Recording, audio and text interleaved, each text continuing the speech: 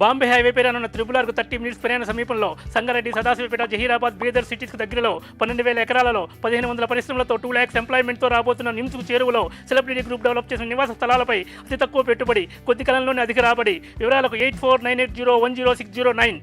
Hi hello అందరికీ నమస్తే. Welcome to wakeup.india.tv.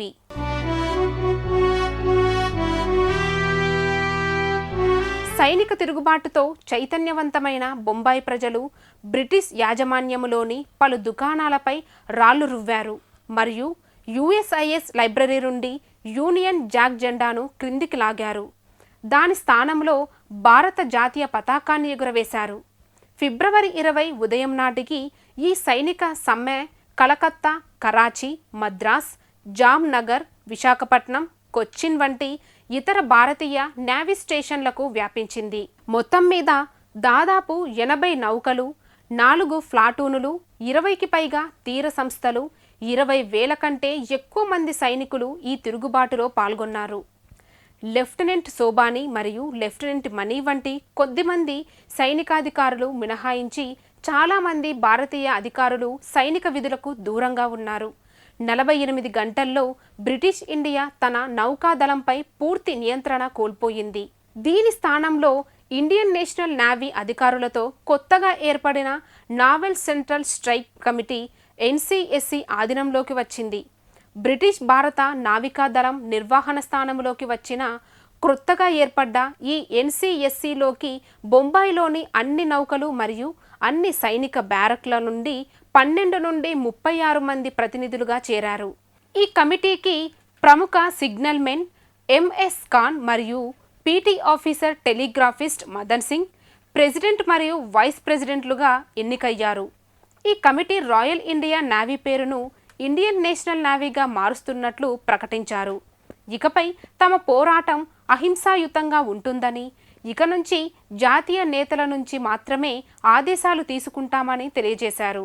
అయితే క్రొత్తగా ఏర్పడ్డ NCSC తమ మార్గదర్శకత్వం కోసం పలువురు జాతీయ నాయకులను అభ్యర్థించినప్పటికీ వారి నుండి ఈ NCSCకు మౌనమే సమాధానంగా లభించింది. అయితే చివరగా కాంగ్రెస్ సోషలిస్టు నాయకురాలు అరుణా అసఫ్ అలీ సర్దార్ పటేల్ సలహాను అంగీకరించమని NCSC వారిపై ఒత్తిడి తెచ్చారు. తాను ఇచ్చిన ఈ సలహా గురించి ఆమె నెహ్రూకి కూడా తెలియజేశారు. ఆ ఉద్రిక్త పరిస్థితిని వివరిస్తూ ఏ భయంకరమైన ముగింపుకు ఈ సమ్మె దారి తీస్తుందోనని ఆందోళన వెలిబుచ్చారు. ఈ సమయంలో భారతీయ నావికాదళములోని భారతీయ సైనికులందరూ హిందూ ముస్లిం ఏక్ హూ, ఇంక్విలాబ్ జిందాబాద్ నినాదాలతో కోలాబా మరియు ఫ్లోరా ఫౌంటైన్లో క్రమశిక్షణతో అతి పెద్ద ఊరేగింపు తీశారు. బొంబాయి ప్రజలు ఈ సైనిక ఊరేగింపును ఎంతో ఉత్సాహంగా స్వాగతించారు. నాడు తల్వార్ను సందర్శించిన పాత్రికేయులకు ఇప్పుడు తమ ప్రాథమిక డిమాండ్ మెరుగైన సౌకర్యాలు కాదని, బ్రిటిష్ పాలన నుండి భారతదేశాన్ని విముక్తి చెయ్యడం అని NCSC ప్రతినిధులు కుండబద్దలు కొట్టారు. వారి సాహస చర్యలను చూసి ఆనాటి పాత్రికేయులు ఆశ్చర్యపోయారు. మరుసటి రోజు రిపోర్టింగ్లో తమను కించపరిచేందుకు ప్రయత్నించిన టైమ్స్ ఆఫ్ ఇండియా జర్నలిస్టును కూడా NCSC ప్రతినిధులు మందలించారు. ఆనాడు విలేకరులతో మాట్లాడుతూ, భగవంతుడు మాకు ఇచ్చిన కొద్దిపాటి పరిజ్ఞానాన్ని మేము బ్రిటిష్ ప్రభుత్వానికి వ్యతిరేకంగా ఉపయోగిస్తాము. నేడు ఇండియన్ నేషనల్ ఆర్మీ చేస్తున్న ధైర్య సాహసాలను భవిష్యత్ తరాల వారు గుర్తించుకుంటారు. మేము బ్రిటిష్ ప్రభుత్వానికి మర్చిపోలేని గుణపాఠం చెబుతామంటూ ధైర్యంగా ప్రకటించారు. వారి ప్రకటనలు చూసి బ్రిటిష్ ప్రభుత్వం దిగ్భ్రాంతికి గురయింది. కానీ అప్పుడు జాతీయవాద నాయకుల నుండి తిరుగుబాటుదారులకు సరైన మద్దతు లభించడం లేదనే విషయాన్ని కూడా గ్రహించింది. ఇదే సమయంలో బ్రిటిష్ అధికారి అడ్మిరల్ గాడ్ఫ్రే NCSCతో చర్చలు జరపడానికి బొంబాయి చేరుకున్నారు. NCSC యొక్క యువ ప్రతినిధులకు రాజకీయ అనుభవం లేకపోవడంతో ఈ చర్చలలో బ్రిటిష్ ప్రభుత్వం NCSC ప్రతినిధులపై పైచేయి సాధించింది. NCSC వారు తమ నౌకలకు మరియు బ్యారక్లకు తిరిగి రావాలని గాడ్ఫ్రే యొక్క కోరికను అంగీకరించారు. అయితే యథాతథంగా బ్రిటిష్ ప్రభుత్వం తమ నమ్మకద్రోహి బుద్ధిని బయటపెట్టింది. చర్చలు ముగిసిన గంటలో బ్యారక్లను చుట్టుముట్టడానికి గాడ్ఫ్రే సైన్యాన్ని పంపాడు. తాము మోసపోయామని గ్రహించింది ఎన్సీఎస్సీ. తమ నిరసన దీక్షను విరమించుకుని ఆయుధాలను పట్టి యుద్ధానికి సిద్ధమయ్యారు. కాజిల్ బ్యారక్స్ వద్ద యుద్ధం. మరుసటి రోజు ఉదయం భారతదేశం యొక్క యుద్ధ నౌక పోటెంకిన్లోనున్న బ్రిటిష్ అధికారులు తమ సైనికులను మరాఠా సైనికులు బ్యారక్స్పై దాడి చేయమని ఆదేశించారు.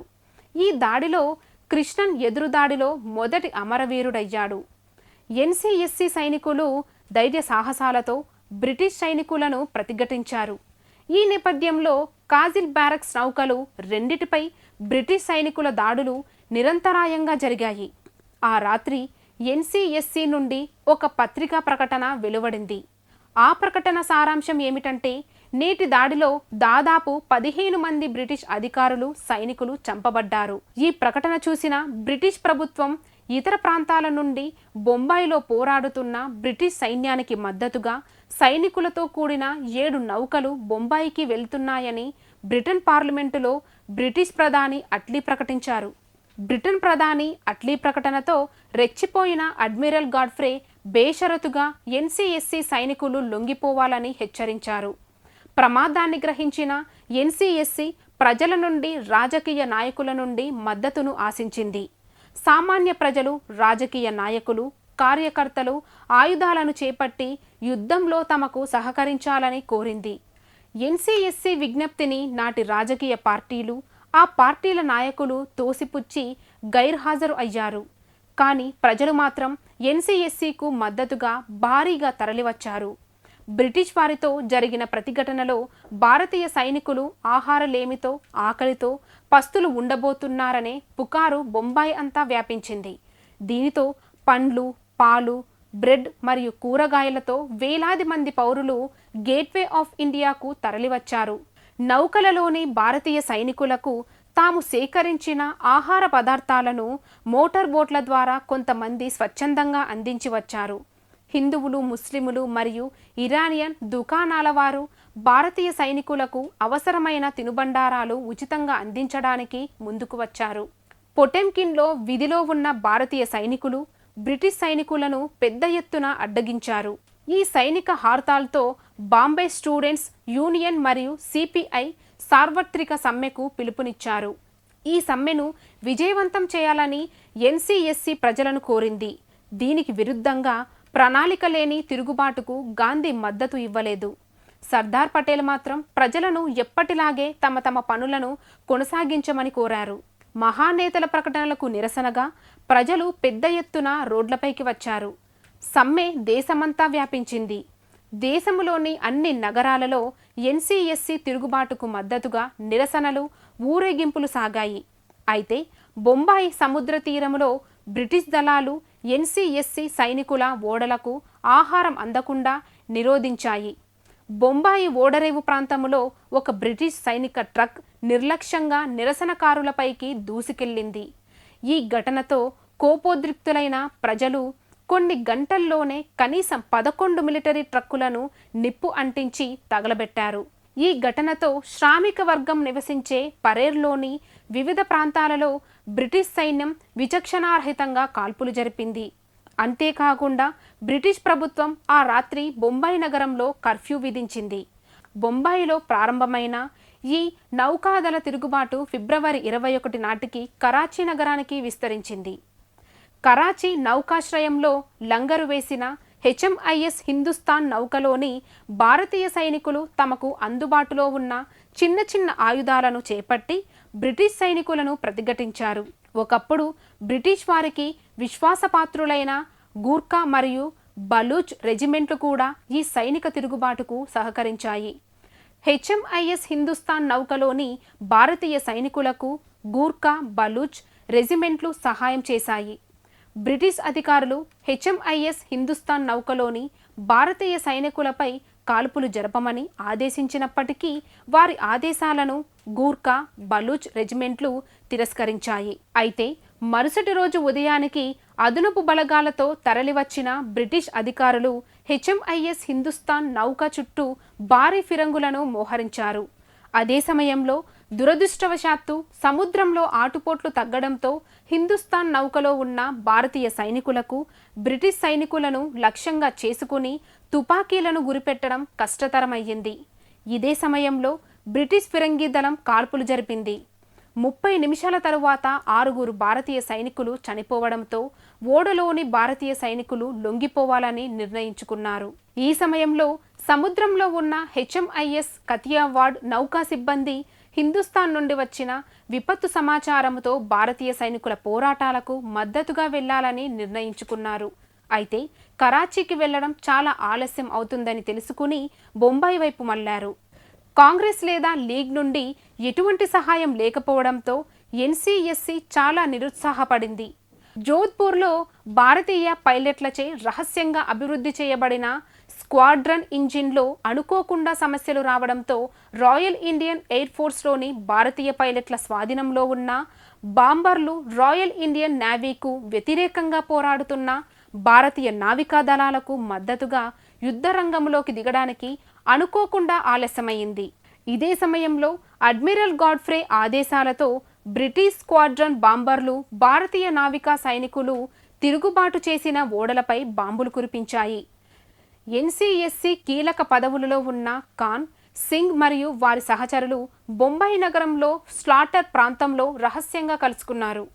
బ్రిటిష్ వారి రక్తదానానికి ప్రతిఫలంగా 100 రెట్లు అధికంగా తిరిగి వారికి చెల్లిస్తామని ప్రతిజ్ఞ చేశారు. ఈ యుద్ధంలో విజయమో వీర స్వర్గమో తేల్చుకుంటాం, అంతేకాని ప్రాణభయంతో బ్రిటిష్ అధికారుల ముందు లొంగిపోకూడదని నిర్ణయించుకున్నారు. మరోవైపు NCSC నాయకత్వం సర్దార్ పటేల్తో ముమ్మరంగా చర్చలు జరిపారు. NCSC జరుపుతున్న సైనిక పోరాటానికి మద్దతుగా రాజకీయ పోరాటం ప్రారంభిస్తామని స్పష్టమైన హామీ సర్దార్ పటేల్ నుండి లభించలేదు. వారి సమస్యలను జాతీయ నాయకత్వం పరిశీలిస్తుందని, ముందు ముందు ఎలాంటి బలిదానాలు జరగకుండా చూస్తామని కంటి తుడుపు హామీ ఇచ్చారు.